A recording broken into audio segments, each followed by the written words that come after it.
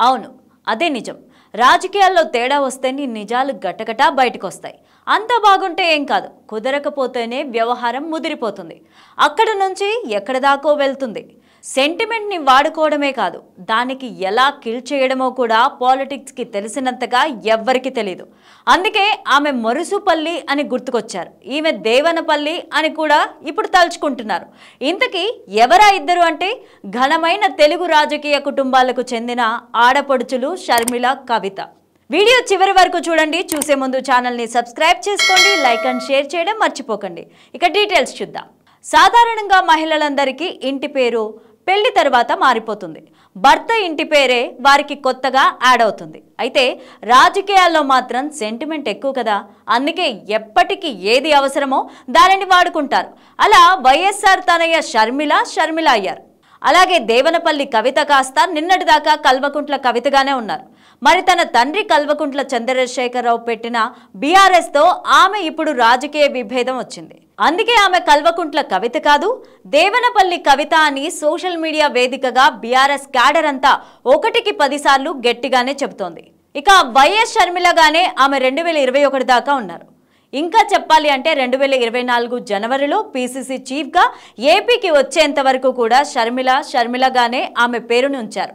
కానీ ఏపీలో ఆనాడు అధికారంలో ఉన్న వైఎస్ జగన్ని విమర్శించడంతోనే షర్మిల ఇంటి పేరు ఒక్కసారిగా వైసీపీ నేతలకు గుర్తుకొచ్చింది.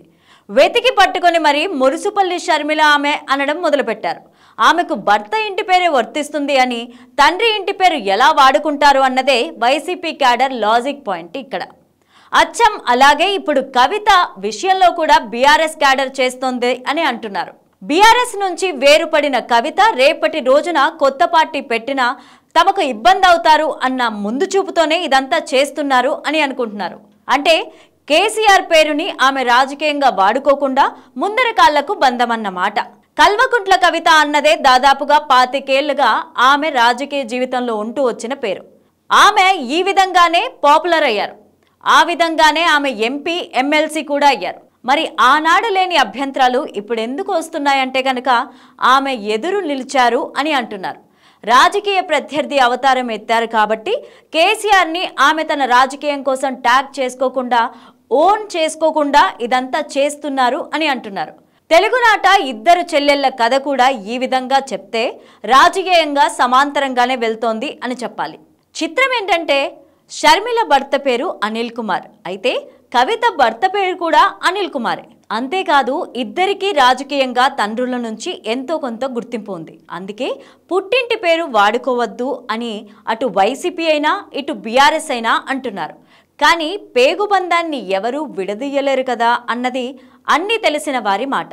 రాజకీయాల్లో వారసత్వం అంటే కుమారులదేనా అన్న చర్చ కూడా ఈ సందర్భంగా మహిళా పక్షపాతులు లేవనెత్తినా అది సమంజసంగానే ఉంటుంది. ఎందుకంటే వారసత్వానికి ప్రతిభ ముఖ్యం, కానీ లింగ వివక్ష ఉండరాదు అని అంటారు. ఆ విధంగా చూస్తే అటు వైఎస్ఆర్ రాజకీయ వారసత్వమైనా ఇటు కేసీఆర్ది అయినా కుమారుడు కుమార్తెలను పోటీ పడేలా చేయడమే ఆరోగ్యకరమైన వాతావరణంగా కనిపిస్తుంది. జనాలు ఎవరిని మెచ్చి మెడలో వరమాల వేస్తారో వారు క్లెయిమ్ చేసుకోవచ్చు. కానీ ఈ తరహా బురద రాజకీయాలకు తెరతీయడం ఎవరు చేసినా అది వర్తమాన నాగరిక సమాజంలో బాగేదేమో అన్నదే అంతా అనుకుంటున్న మాట.